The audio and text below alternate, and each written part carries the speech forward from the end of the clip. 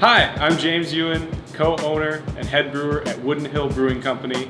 We're going to walk through some of the steps of the brewing process here at Wooden Hill. Enjoy. After the mash has rested for 1 hour, we move on to our Vorlauf, Lauter and Sparge processes. We allow the sugary liquid to drain from the bottom of the mash tun. This liquid is now referred to as wort.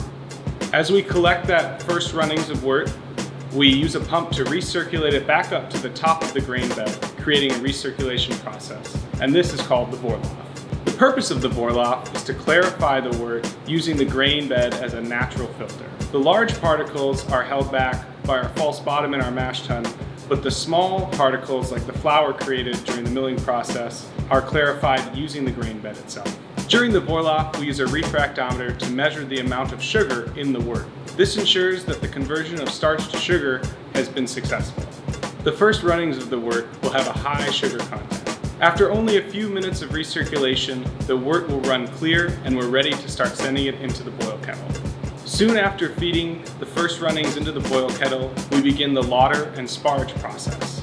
Lautering is just running wort from the mash tun to the kettle, and sparging is adding extra water on top of the grain bed to rinse the grain. While sparging, we monitor the temperature and flow rate of the water. We want to make sure that we keep an even level in the mash tun above the grain bed. We also want to make sure the water doesn't go above 170 degrees Fahrenheit. Above this temperature, we risk pulling tannins and other harsh flavors from the grain. When the boil kettle is nearly full, we stop sparging and allow the rest of that wort to drain from the mash tun to top up the boil kettle. Once the kettle is full, we stop the lautering process.